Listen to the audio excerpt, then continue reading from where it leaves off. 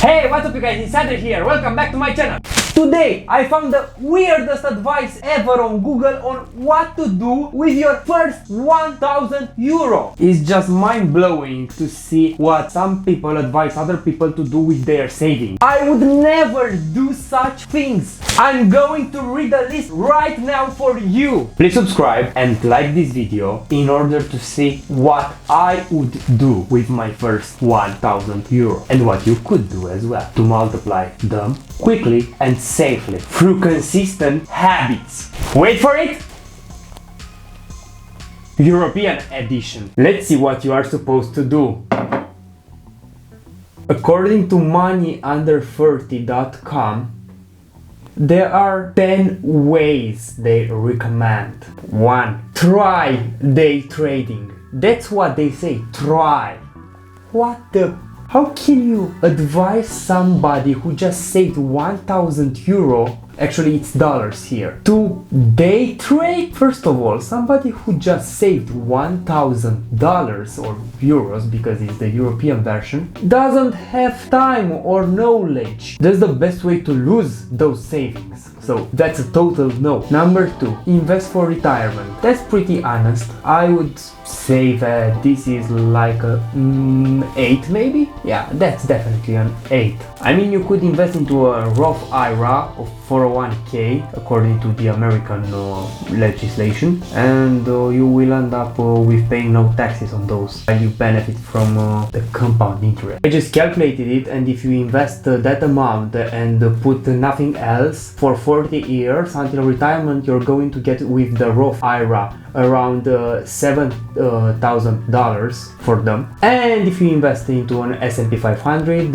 if you go with $1,000 or 1000 euro, you're going to get at least, let me check, $14,974. That's 12,400 euro. You adjust it to the inflation and you're going to get the purchasing power of around, I suppose, 8 or 9,000 euros today. That's quite decent for investing just today $1,000 or euro. Method 3, according to moneyunder30.com, lend to others. Not to others, maybe peer-to-peer lending through a platform that's certified, but not going to give money to your acquaintance or something like that, because you're never going to get back that amount. I don't lend money to people. I actually had somebody who asked me quite recently. The man met me 2 or 3 days ago, maybe it was just one night before, and he texted me to ask me for $200. That was cringe, awkward, and totally insane. If you have that kind of person around you, just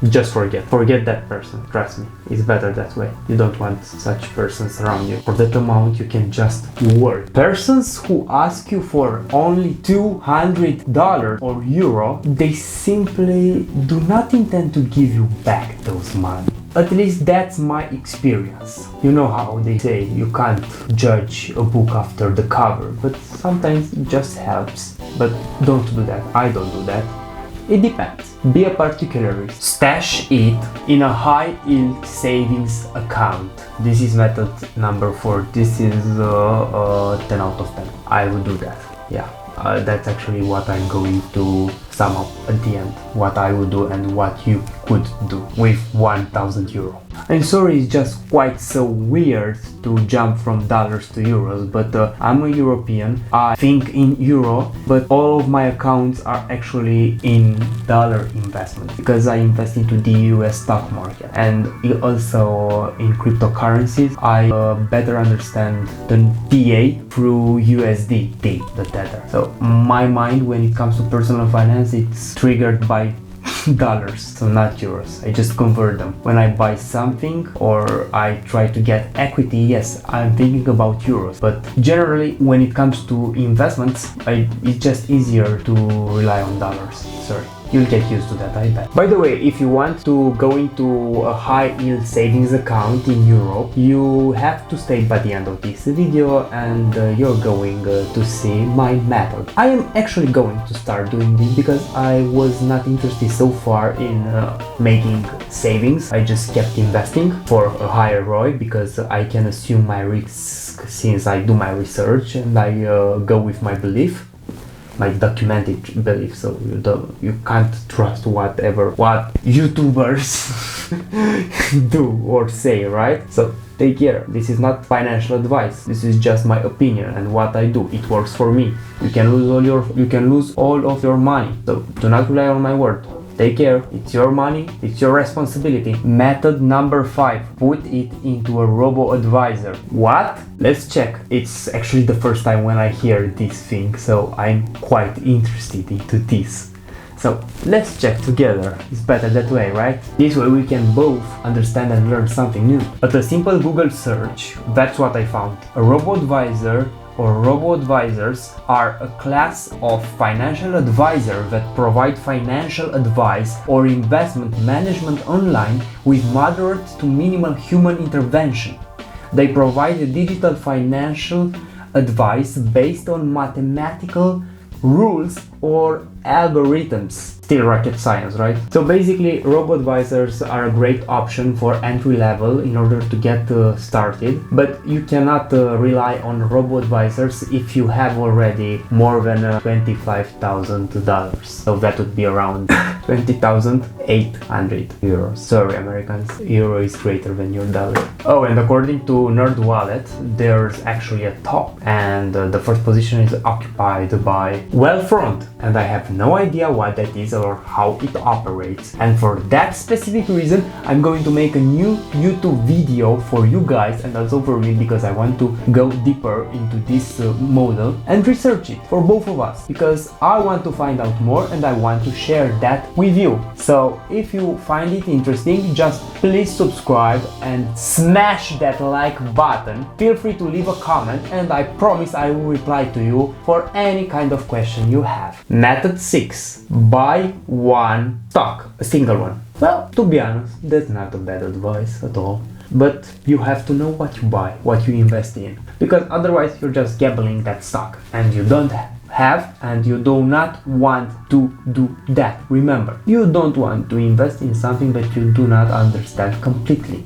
Not completely per se, because you cannot understand how they mix, for instance, sugar in the Coca-Cola recipe, of course, how Caterpillar constructs his business model and how it sells vehicles in order to build roads for us. But you need to have at least a basic knowledge about their business model, how they get profits and how they redistribute the profits, and how they reinvest and keep going. Once they change their business model, the whole equation is completely destroyed and you have to do the whole research again. That's a lesson I learned from Warren Buffett. He keeps telling us that thing. You are safe as long as the business model is the same. The moment they change it, you are not safe. You are unprotected. You have to rethink everything, every single penny you have in that company. So you better take care of your money and where they go. 7.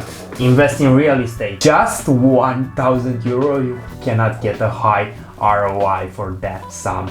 I mean, come on, what can you do? Get some sand? I'm joking, guys. But of course, you can invest into a right, but I don't think it's the wisest decision. Why? Because you're just blocking your money. You could, of course, invest into companies such as Realty Income or AGNC, but or even do crowdfunding for new companies for luxury properties. But still, I wouldn't advise you to go with such a low amount into real estate. My only companies that I invested in the real estate field are AGNC because of the high yield for dividends, and I used to have shares in Realty Income. I don't have them anymore. So yeah, I have only in AGNC because of the high dividend yield. Yeah, not a great investment, trust me. For my age, is quite unworthy to be. Don't get me wrong, I believe in the model business of Realty Income, but you have to invest much more. If you are 30, 40, 50 years old, then you're good to go. But make sure you buy at least 300 to 400 shares into that, because if you are, for instance, 40 years right now, you're going to keep that for around 20-25 years and you're going to live pretty well for your retirement. With free money, because you're going to withdraw the initial investment and then you're going to have infinite profit and you're going to get free dividends every quarter. That's tremendously amazing, and that's a financial dream in my opinion. I plan to do that, but maybe when I am around 25, 26, somewhere there, maybe. I'll let you know then. So real estate, not an option with such a low amount of only 1,000 euro. 8. Open a CD. What? Oh, that's actually the certificate of deposit. I don't know the abbreviation, sorry. So a certificate of deposit works like this. It's basically a contract. You go to the bank, you buy it, this CD, and you're going to pay, for instance, in this case, 1,000 euro, and you're going to get a higher interest rate than an usual savings account, because you cannot withdraw money meanwhile. The minimum duration is 28 days and it can last up to 10 years. Now you can do this only if you afford to block those money there, but if you want any type of reward meanwhile, that's not advised for you. I would do that actually. I'm considering that pretty soon. I heard about this around 2020, I think, the beginning, or 2019, the end, yeah, somewhere there. Yeah, I have to look more into that. But it looks like a smart way to invest money and get a higher interest rate adjusted to inflation, I guess. I'm not sure whether it is indexed with the inflation rate, but my guess is that it's not. It's not. You just get a higher interest rate, because no matter what, you have to keep those money invest into your bank, and they can offer credits to their customers and enjoy a higher ROI because of your money deposited there. Yeah, that's interesting, but I would rate this, because I don't know the part of the part with the inflation. I would say that's kind of an 8 on a scale from 0 to 10. Yeah, that's a great way. 9. Buy treasuries. That means actually that you are going to invest into your own country. You buy governmental bonds. It's a safe investment. It's an old way of investing, but it's safe. 100% safe. You're going to get your money back and you're going to enjoy some profit there. It's quite frugal, the profit, but it's worth trying it. For the sake of my portfolio, I do not invest in such bonds, especially in my country. You can do that in any country, and to my knowledge, every government has bonds. Usually you can expect a daily interest rate of 0.09%, so it's not a fortune, and yearly around 140%, so you don't get anything great, but it's a great deal because it saves money and you get a bit of ROI in return for investing into your country's affairs. So if you are a patriot, you can go with that. But this is, don't forget, a long-term investment. Otherwise, it's just a waste of time and resources. So my grade is 6 for this one. And number 10, trade options. No way.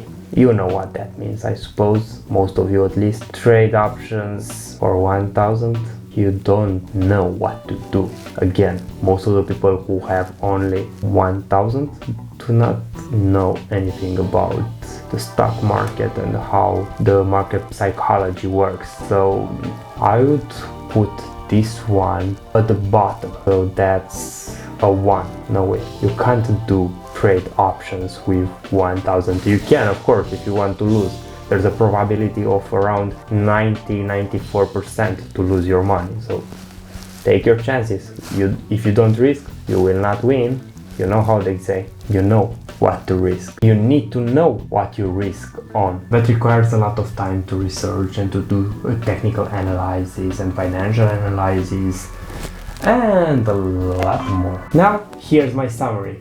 I think that the most important thing, if you do not have yet emergency fund, then you have to create one, and that has to contain the spending habits, and that has to be of at least 3 months. Number one, you could invest into a high yield savings account, and for that you could go on raisin.com, and for instance in Europe there's a Czech bank that looks interesting. You can get 1.40, so that beats any bond in Europe, to my knowledge at least, and get your money back with a sufficient ROI. The bank from Czech Republic is called JNT Banka. This is not a sponsored video at all, but this is what I found through my research.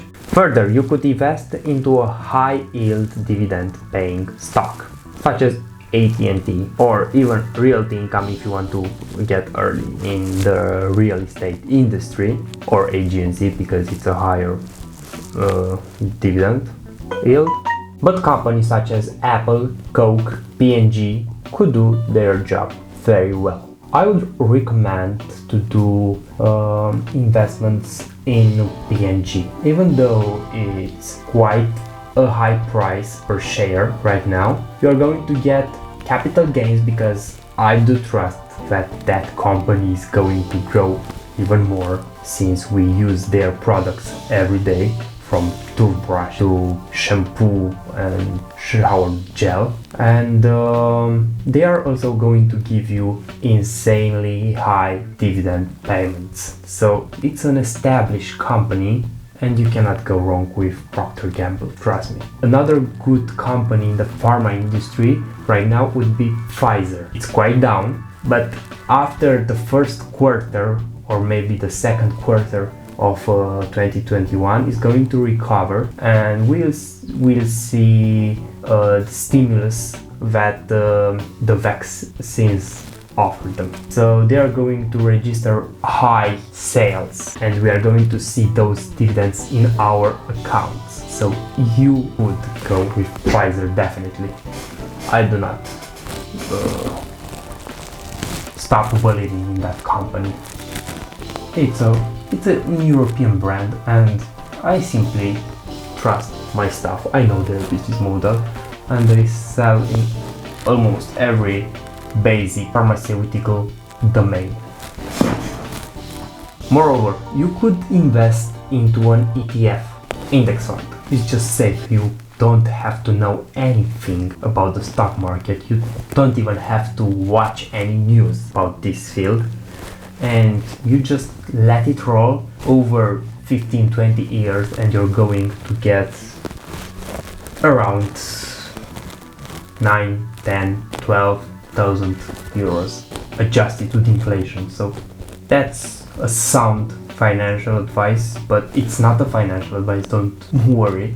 It's just what I would do. So do your research. I'm not a CPA, I'm not a tax lawyer, I'm not an accountant. I'm just a guy on YouTube. You do not have to trust me. You do yourself. I do me, you do you. Don't forget that. And another thing that you should keep in mind is that time in the market beats timing the market. Unfortunately, we do not have a Roth IRA in Europe, but there are some equivalents, sort of, in the Netherlands and Germany. So you can look to that if you are coming from there. I know that my audience comes from there, and if you want me to look for you for the specific rules, you can just email me or leave me a comment, and I promise I will do that. So before going to the next point, please subscribe and destroy the like button. Thank you guys, it helps me so much, and also the algorithm, in order to spread free knowledge, in order to achieve financial freedom through Gen Z investments. Hey, you wanna get wealthy, right? I do. I assume that you also want that. So please subscribe to get more tips. And not financial advice. Remember that. This is not financial advice. This is just my opinion, guys. I'm just another guy on YouTube, so you don't have to take my word for granted. Alright, let's move on. Since the previous website recommended to let robots, financial robots, to do that for us if we have only small amounts to invest, I think that I would trust that, even if I do not possess any knowledge at the moment about how they work, but simply by being an enthusiastic law and tech guy, because I'm doing my master's in this since 2021 autumn, I'm just going to assume that's quite fine, and I'm going to come back with a thorough analysis on robo-advisors. So just remember to check my next video, guys, and subscribe and hit the notification bell. Another reason why I would trust these robo-advisors in advance is just because I'm doing my thesis on the Payment Services Directive 2. So this is an EU-wide legislative tool that regulates fintech in Europe. It's actually a transposition of the UK open banking system. It's not so powerful such as DeFi, but it's still a beginning, and why I say it's not so powerful is because it's just the EU who does that. So basically banks are kind of, they are not forced like the open banking in the UK, but they are strongly encouraged to open their database on their users, on their customers actually, to third-party providers such as API platforms that we know after the name of Revolut N26, Bank, whatever. You know these platforms, you use them every day. These are Payment Services Directive providers, and these are usually payment initiation service providers and account information service providers. So these are the new actors introduced by the Payment Services Directive 2. And people wonder what the EU does for us, for the member states, for their national. That's what they do. They take care of our financial safety through implementing helpful and advantageous legislation for us guys. They also forced any financial institution and third-party providers in the fintech industry to comply with strong customer authentication mechanisms.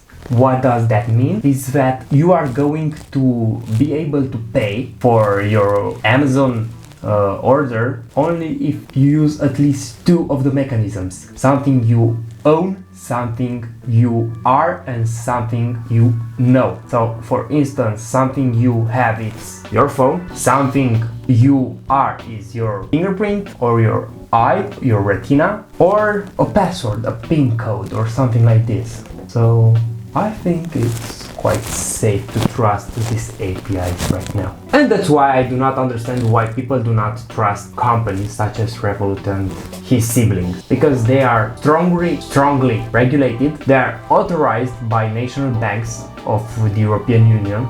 For instance, Revolut is authorized by the Bank of Lithuania, and also by the European Central Bank and the European Banking Authority as well, where the register lies, according to Article 15, subparagraph 1 of the PSD2, basically Payment Services Directive 2. And yeah, basically you don't have to worry.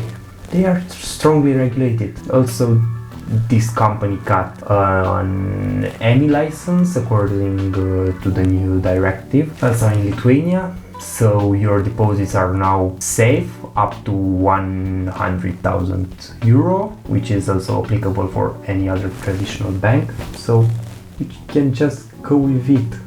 No worries guys. Do not take my word for granted, of course. This is just my opinion, this is what I do, not a financial advice. Remember, not financial advice.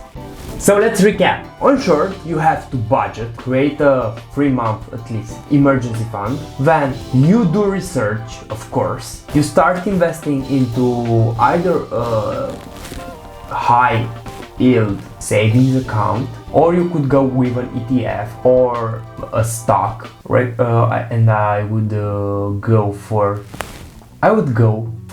a high yield dividend stock, because you're going after many years to be able to withdraw the initial investment still get paid with dividends, and enjoy infinite profit. So that's the strategy you should aim for. Or you could go with a more conservative approach, such as the certificate of deposit or bond. That's quite safe, right?